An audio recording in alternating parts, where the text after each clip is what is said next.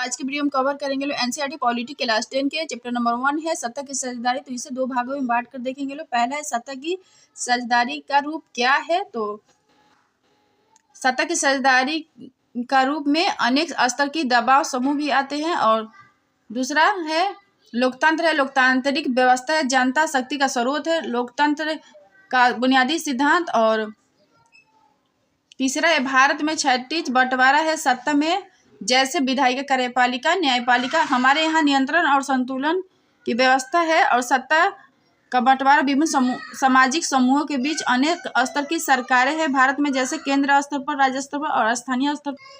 और दूसरा है सत्ता की साझेदारी क्यों आवश्यक है। तो सामाजिक समूह के बीच टकराव न हो, बहुसंख्यक लोगों द्वारा केवल अपने हित को ही न देखना और अल्पसंख्यकों के हित के लिए आवश्यक है, राजनीतिक व्यवस्था के लिए अच्छा है सत्ता की साझेदारी।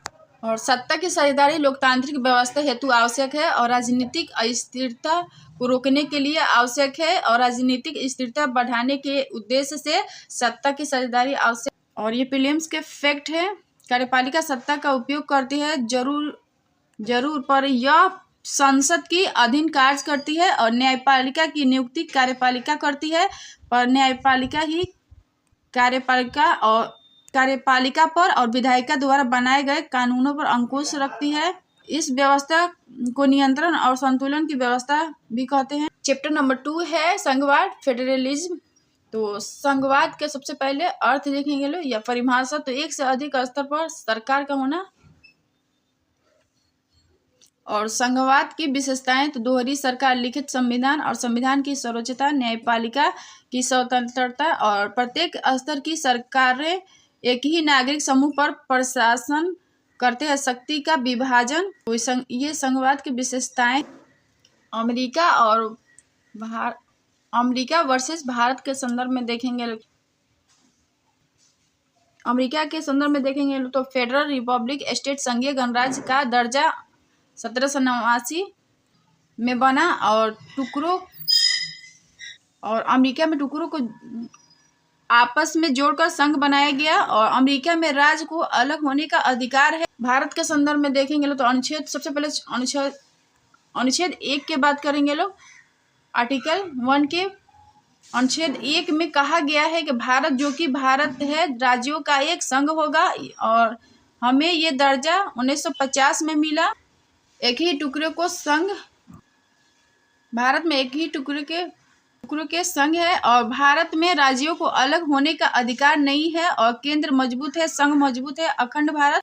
और संघवाद में देखेंगे तो संघवाद क्या है और संघवाद की विशेषताएं और भारत में संविधान व्यवस्था और संघीय व्यवस्था कैसे कार्य करती है। भारत में विकेंद्रीकरण देखेंगे लोग तो संघीय व्यवस्था कैसे कार्य करती है। तो इसमें भाषाई राज, भाषा नीति और केंद्र राज संबंध देखेंगे लोग। नेक्स्ट टॉपिक है शासन व्यवस्था के स्तर। तो संघ, राज्य और स्थानीय। तो ये संघ शासन व्यवस्था के स्तर है, संघ स्तर और राज्य स्तर और स्थानीय और विधायी अधिकारों का बंटवारा। तो इसमें संघ सूची की बात करेंगे, राज्य सूची और समवर्ती सूची के। तो संघ में केवल केंद्र सरकार कानून बनाती है। और विषय देखेंगे तो विदेशी मामले, बैंकिंग, संचार, मुद्रा, प्रतिरता, वाणिज्य, बेसिक स्ट्रक्चर का पार्ट, संसद का 2/9 बहुमत और प्लस 1/2 राज्य विधानसभा संघ के विषय में आते हैं। और राज्य में देखेंगे तो केवल राज्य सरकार कानून बना सकती है। विषय देखेंगे लोग राज्य के तो पुलिस, कृषि, एग्रीकल्चर, व्यापार, वाणिज्य, स्थानीय शासन, सार्वजनिक स्वास्थ्य, प्रादेशिक लोक सेवा इसमें आते हैं राज्य सूची में। और समवर्ती सूची में देखेंगे लोग तो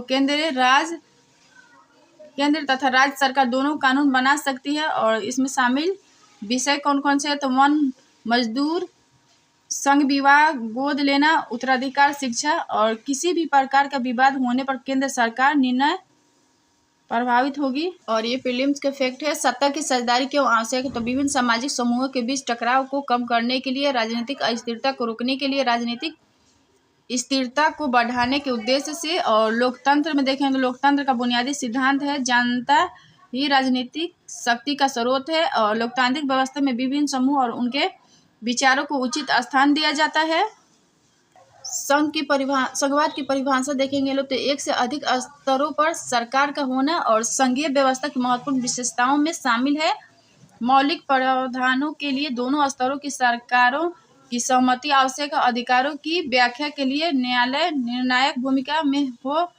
और भारत में संघीय व्यवस्था के संबंध में तो केंद्र राज्य स्तर व स्थानीय स्तर की सरकार का होना और केंद्र और राज्य सरकारों के बीच में सत्ता के बंटवारे के संबंध में तो संसद के दोनों में 2/3 बहुमत और कम से कम आधे राज्यों की विधानसभाओं से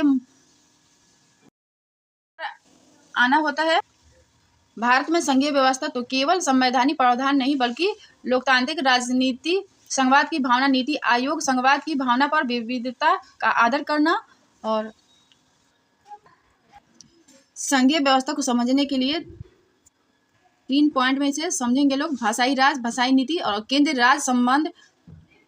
तो भाषाई राज भाषा के आधार पर नहीं और पॉलिटिकल, भाषाई राज में पॉलिटिकल मैप 1947 और 2017 में बहुत अंतर है। जैसे नागालैंड, उत्तराखंड और झारखंड संस्कृत जातीय भूगोल की अवधारणा। और भाषाई नीति में देखें संविधान में किसी भाषा को राष्ट्रभाषा का दर्जा नहीं दिया गया है। और हिंदी में देखेंगे तो 2011 के जनगणना के अनुसार 44% लोग हिंदी को मातृभाषा मानते हैं और वर्तमान में हिंदी को राजभाषा का दर्जा दिया गया है। और तीसरा पॉइंट है भाषाई नीति के 1965 के बाद अंग्रेजी को सरकारी भाषा के रूप में प्रयोग बंद। और भाषाई नीति में देखेंगे तो संविधान में किसी भाषा को राष्ट्रभाषा का दर्जा नहीं प्राप्त है और संविधान में 22 भाषाओं को अनुसूचित भाषा का दर्जा दिया गया है। और हिंदी देखेंगे तो 2011 के जनगणना के अनुसार 44% लोग हिंदी को मातृभाषा मानते हैं और 1965 के बाद अंग्रेजी को आधिकारिक सरकारी भाषा के रूप में प्रयोग बंद कर दिए जाने लगा। और एग्जाम्पल्स के लिए तमिलनाडु में उग्र आंदोलन हुआ और हिंदी और अंग्रेजी को आधिकारिक भाषा का दर्जा दिया गया।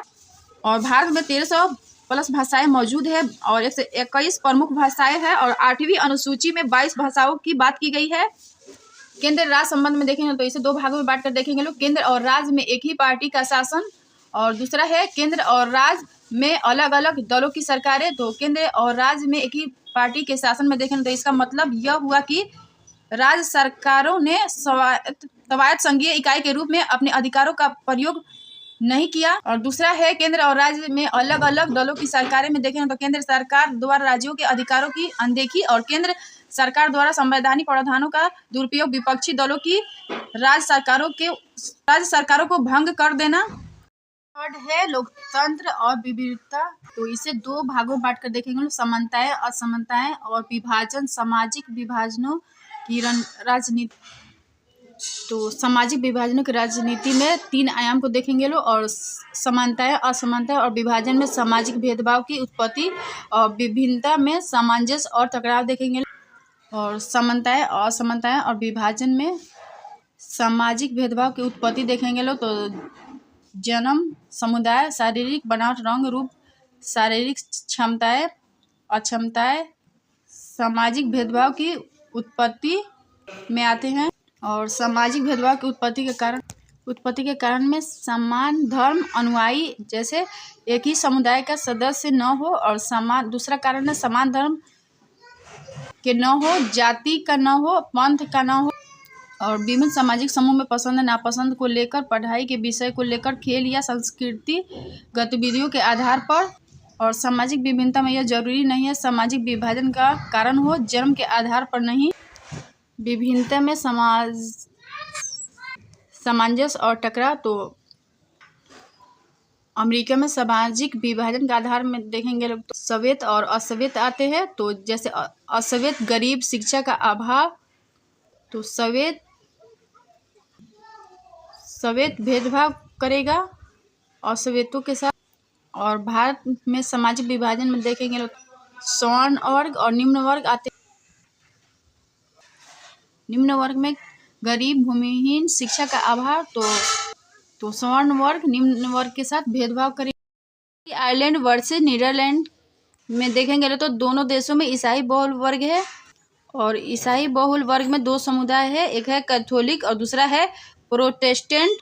तो कैथोलिक ज़्यादा गरीब वर्ग है और सामाजिक सुविधाएं नहीं है कैथोलिक के पास, और बहुत ज़्यादा सामाजिक अंतर है और सांप्रदायिक हिंसा और सामुदायिक हिंसा ज़्यादा है।